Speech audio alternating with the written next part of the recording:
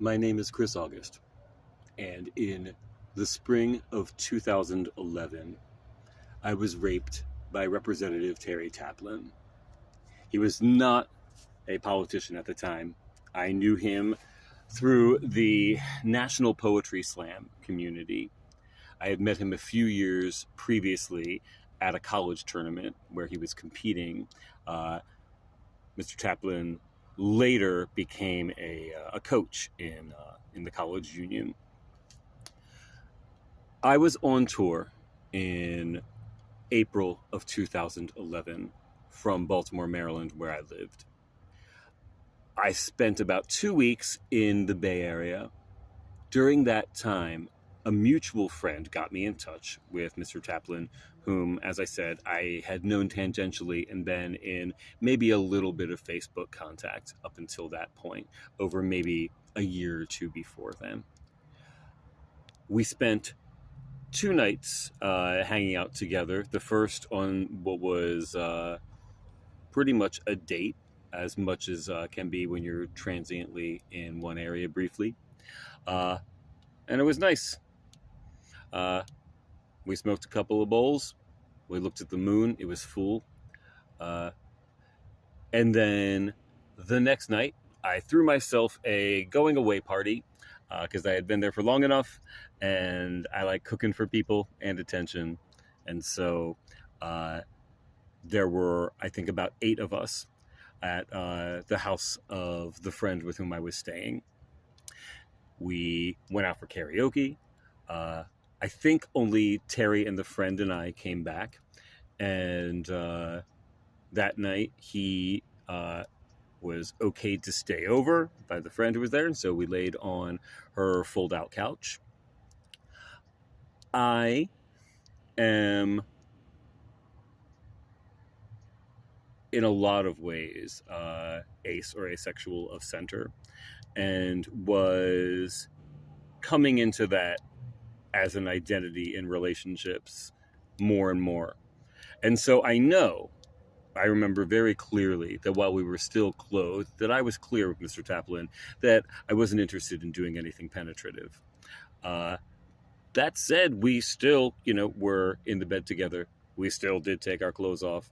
And within a few minutes, Terry started trying to penetrate, and I asked him not to. And he continued, and I asked him not to. And he continued. I asked him a third time, and he entered. Kept telling me, don't worry, it's okay, it's okay. We'll just try this. I remember, him making it sound temporary. I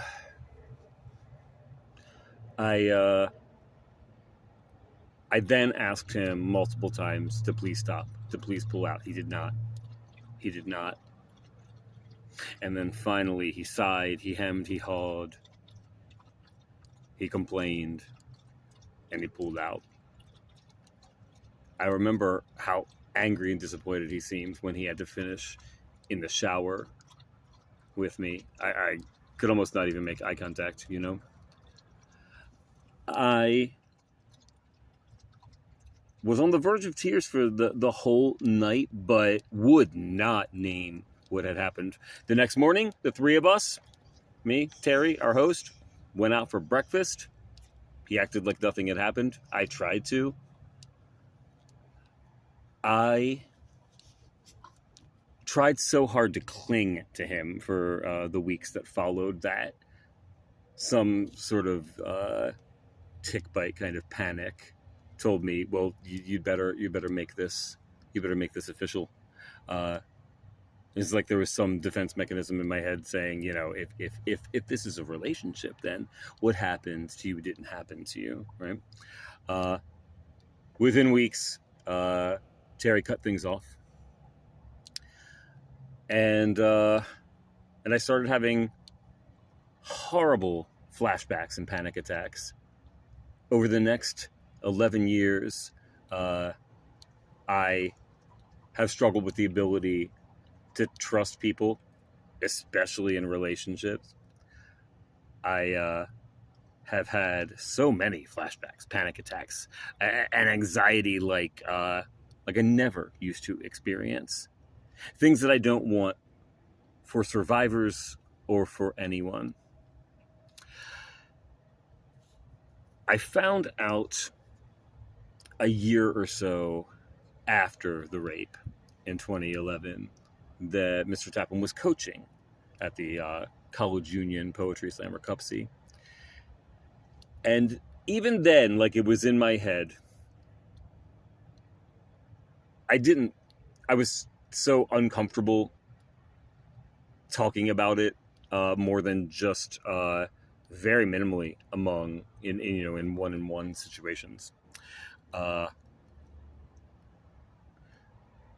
I promised myself that if he was ever in some sort of systemic position, and I wasn't thinking politics at all, I had no idea that was in any way on the horizon for him. I really thought it would have been more in the college world. Maybe he'll become a professor. Maybe he'll be running a youth program. Then I'd have to say something. I planned on moving back to the Bay. I had lived there briefly in 2016. And in 2020? 2021. I decided, like, it was time to go back out that way. I like the art scene and the activism. I wanted to get into screenwriting, so I wanted to at least be near LA. And then I found out that Terry is Representative Terry Taplin. And it was awful, and I didn't know. I knew what to do, I didn't know how. So about a year and a half ago, after I was already here in California, I reached out to a newspaper that he had a relationship with. I was interviewed, and I was asked for a lot of corroborating information, examples of me having publicly told people, anything that could lock down the timeline. Around that time, I also reached out for the first time in 11 years to Terry himself. Well, at that point, it would have been about 10 years because it was last year. And I was direct. I said, this is what you did. I don't know how you don't know. I don't know if you don't know, but this is what you did. Mr. Taplin's first response was not an apology, just simply him telling me that he didn't realize that he had violated my boundaries. By the way, in addition to not being an apology, it was not a denial. I then eventually got an apology for violating my boundaries. When I pushed back, Mr. Taplin said something that I think is really what has cemented my feeling that I'm not the only person who he has violated.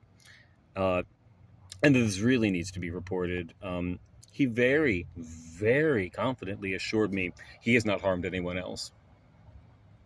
This man who didn't seem to realize, by his accounting, that he had harmed me, was certain that he had not harmed anyone else. And this is what sexual safety looks like, certainly among queer men. So how much worse is it for others? This is how callous we discuss these things.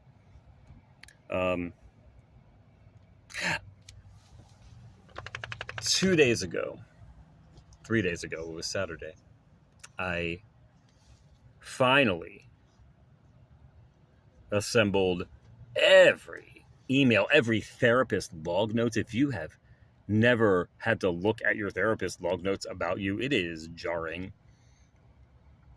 Everything that in any way detailed what Terry Taplin did to me in 2012. And I sent it to Berkeley Side newspaper.